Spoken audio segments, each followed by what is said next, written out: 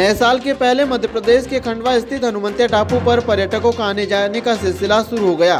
बड़ी संख्या में पर्यटक नए साल का जश्न मनाने और नए साल की शुरुआत को यादगार बनाने के लिए यहां परिवार के साथ पहुंच रहे हैं। मध्य प्रदेश के अन्य जिलों के साथ ही देश के कई राज्यों से पर्यटक यहां आ रहे हैं। यहां बाहर से आए पर्यटकों के लिए टेंट सिटी बनाई गई, जो लगभग 80% ज्यादा बिक चुकी है। टापू पर 7वां जल महोत्सव भी जारी है।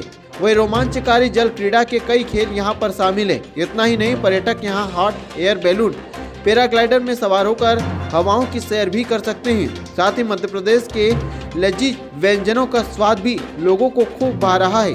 बाहर से आए पर्यटकों का कहना है कि यह बहुत सुंदर जगह है और यहाँ लोग खूब एंजॉय करते हैं। परिवार के साथ आने के लिए बेहद अच्छी जगह है, किफायती जगह है। मध्य प्रदेश में इस तरह पर्यटन स्थल होना बेहद बड़ी बात है।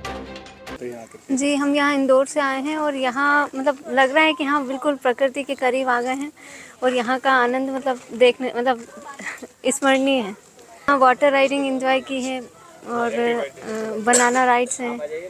हाँ, लिटिल बिट मतलब है थोड़ा गोवा जैसे ही, थोड़ा और डेवलपमेंट की आवश्यकता है, बाकी काफ़ी अच्छा है।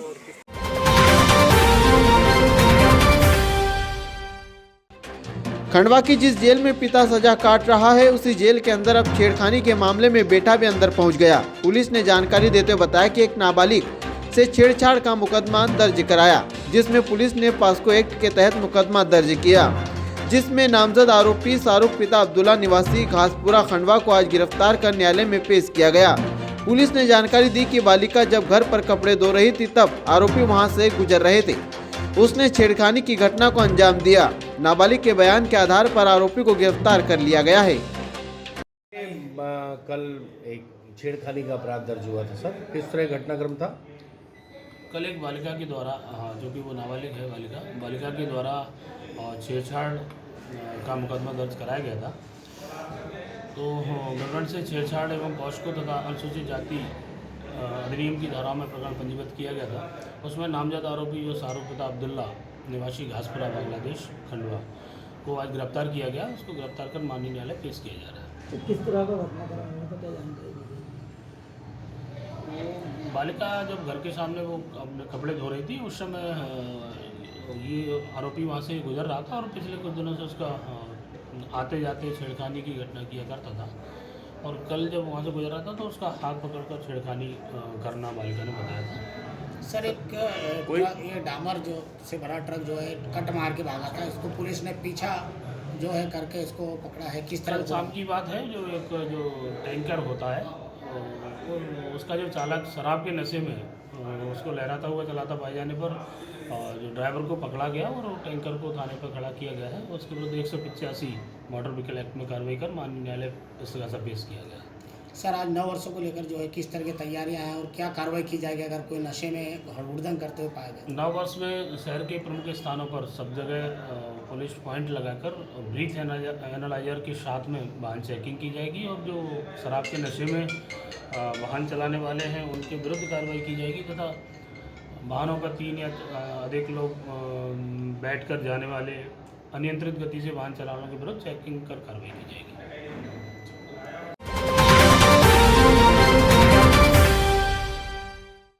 राष्ट्रीय संत चिन्मयानंद बापू आज माधवगढ़ पहुंचे, जहां पर भगवान शिव का जलाभिषेक कर पूजन अर्चन किया। वहीं माधवगढ़ संरक्षक अशोक पालीवाल भी राष्ट्रीय संत चिन्मयानंद बापू का स्वागत करने के लिए मौजूद रहे। बता दें कि खंडवा शहर के नवचंडी धाम में संत चिन्मयानंद बापू जी के मुखारबिंद से श्री राम कथा का रसपान भक्तों को करवाया जा रहा है।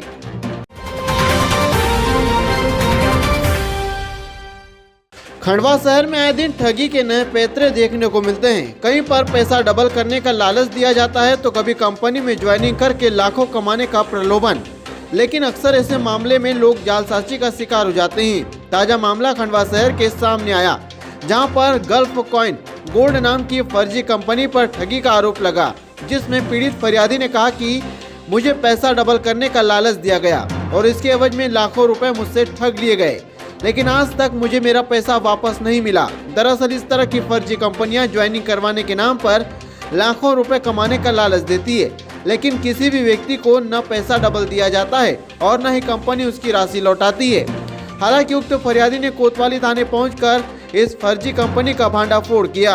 वहीं मामले की गंभीरता को लेते हुए पुलिस अधीक्षक ने जांच कर दोषियों पर कार्रवाई का भरोसा दिया है। कोतवाली में एक माई गल्फ कॉइन गोल्ड और CBX कॉइन करके एक फर्जी कंपनी चलाई जा रही थी खंडवा के कुछ नामी ग्रामी लोगों द्वारा, जो कि मुझे 2018 में मेंबर बताया गया। 7,000 रुपये के हिसाब से आईडियाँ लगाई गई मुझसे, कम से कम 10-15 से 20 आईडियाँ लगाई गई और उस आईडी में उनके द्वारा 10,000 के नीचे कैश पेमेंट ले लिया जाता है।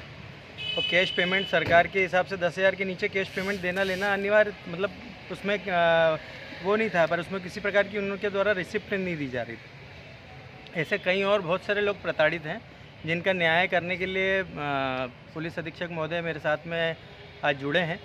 उन्होंने कहा है कि ऐसे समस्त लोग जो हैं जो इनसे प्रताड़ित हैं उन्हें मेरे सामने लाया जाए, मैं उनका पूर्ण तरह से इंसाफ दिलाऊंगा। आपका कितना इन्वेस्टमेंट था? मेरा लगभग 50,000 से प्लस का इन्वेस्टमेंट है। टोटल खंडवा में कितने का इन्वेस्टमेंट होगा? खंडवा में अगर हम देखे जाएं तो उनके द्वारा 1600-1700 लोगों को एक साइड राइट और लेफ़्ट करके ये क्या बोलते हैं इसको, कौन सी स्कीम है, दोनों तरफ लोगों को जोड़ के उसकी स्कीम के तहत 1600-1700 लोगों को मेंबर बनाया गया और किसी से बड़ा अमाउंट भी लिया गया है, पर उसकी पुख्ता मैं नहीं कर सकता, वो खुद ही स्वयं बताएं तो ज़्यादा अच्छा होगा। कहने वाले इसमें जैसे चर्चा थी कि किसी सराफा वाले ने भी मैं इस बात से दुखी हूँ कि इन लोगों ने इनके सीनियरों से मिलाकर मुझसे 1 नंबर ऑनलाइन में पेमेंट लेने के पश्चात भी मुझे कोई आज तक के न्याय नहीं मिल पा रहा है। ये सीएम कंप्लेंट सन 2020 से चल रही है, जिस सीएम कंप्लेंट का आज तक के कोई बताओ वो डॉक्यूमेंट कोई डॉक्यूमेंट नहीं दिखा, देख लेंगे डॉक्यूमेंट बाद में। वही डॉक्यूमेंट के हिसाब से आज तक के मेरे को अभी तक न्याय नहीं मिल पा रहा। अच्छा, किस तरह से वर्किंग करती थी कंपनी? अपने सीनियर्स के थ्रू हमको बताया गया है कि ये कंपनी आपको जो आप इन्वेस्ट कर रहे हैं 7,000 इनके हिसाब से डॉलरों में इन्वेस्टमेंट होता है, जो कि हमसे इंडियन करेंसी लेके इंडियन करेंसी में देना बताया गया। आपको लेकिन क्या देते थे वो? ये इन्होंने आज तक ना तो पैसे दिए, बस सिर्फ कंप्यूटर पे सॉफ्टवेयर बना के बताते गए कि आ रहा है आपका फंड, क्या आ रहा है, डॉलर में आ रहा है, आपको अमाउंट आते जा रहा है। तो क्या कॉइन आप गल्फ कॉइन नहीं, ये कॉइन करेंसी देते थे? नाम उन्होंने गल्फ कॉइन का बाद में ओपन किया, पर पहले हमसे ये बताया गया कि 7,000 के बदले में आपको 14,000 रुपये दिए जाएंगे। अच्छा, हाँ, इनके बयानों में भी कहा इन लोगों ने, जो हमारे सीनियर थे उन्होंने कहा, तो पुलिस विभाग द्वारा जांच की गई तो ये बताया गया कि 7,000 का अब हम कैश नहीं लेते हैं, हम बैंक से लेते हैं। तो बैंक की भी आज तक की पुख्ता जानकारी नहीं लिखाई गई है हमारे सीनियरों की, न तो उनके द्वारा कभी बैंक की जानकारी ली गई है नावेदकों की, न उनसे पता किया गया। अगर इस कंपनी है ये?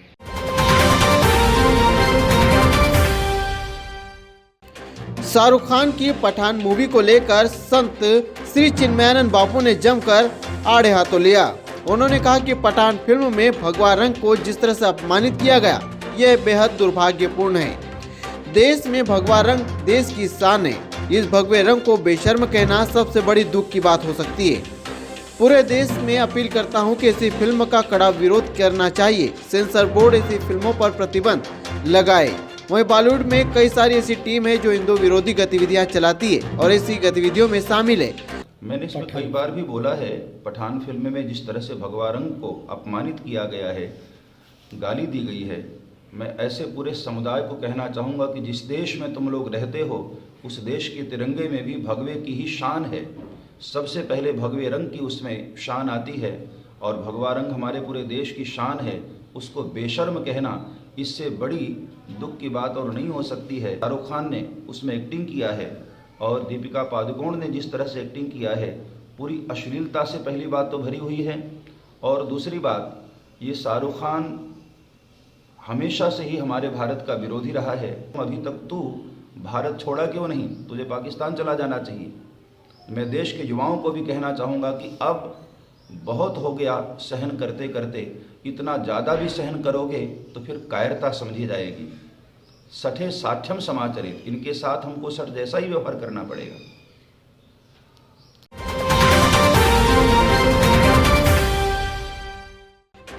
मानदाता विधानसभा क्षेत्र के संत सिंगाजी थर्मल पावर परियोजना से लगे 6 गांव के ग्रामीण इन दिनों रोड निर्माण के बाद अधूरी पुलिया निर्माण से परेशान हैं। जहां ग्रामीण अधूरी पुलिया निर्माण के दौरान पुलिया के साइड से गहरे नाले के बीच से निकलने के लिए मजबूर है।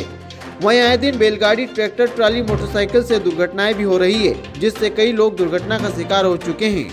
वहीं ग्रामीणों का कहना है कि स्थानीय जनप्रतिनिधि और ठेकेदार की लापरवाही से पुलिया का निर्माण नहीं हो पा रहा है, जिसकी वजह से ग्रामीणों को आए दिन दिक्कतें हो रही है। हम प्रशासन से निवेदन करते हैं कि हमारी अधूरी पुलिया का निर्माण शीघ्र करें, अन्यथा हम आने वाले दिनों में उग्र आंदोलन करेंगे। अच्छा बैल आड़ जाते हैं, गाड़ी पलटी हो जाती है, नुकसान होता है। अच्छा, किसान बहुत तकलीफ में है यहाँ। तो आप सामान कैसे ले जाते हो फिर? अब सामान क्या, ये देख रहे हो ना तुम, कैसे कैसे बोरियां फेंका जाती है नाले में। आपका नाम? नारायण। अगर बोले कि आप जहाँ से पहले निकालते थे गाड़ी वगैरह, तुम तो जो भी तुम्हारे कृषि के जो भी यंत्र निकालते तो बोले वहीं से निकाल दूसरी जगह, सब कहाँ से निकाले? तो इसमें तो बहुत समस्या बन रही होगी। बिल्कुल जी सर, हम रोज गिर रहे हैं। मतलब मान के चलो, जो अभी यूरिया का काम चल रहा है, यूरिया डालने के लिए खेत में ले जा रहे हैं किसान, बाकी यूरिया की बोरी नहीं निकाल के ले पा रहा। अभी आपने खुद ने देखा होगा कि मोटरसाइकिल निकालने में परेशानी आ रही है। तो क्या करें सर, हम कुछ समझ में नहीं आ रहा क्या करना चाहिए। ठेकेदार भी हमारी सुनता नहीं। आपका नाम? राम प्रसाद पटेल।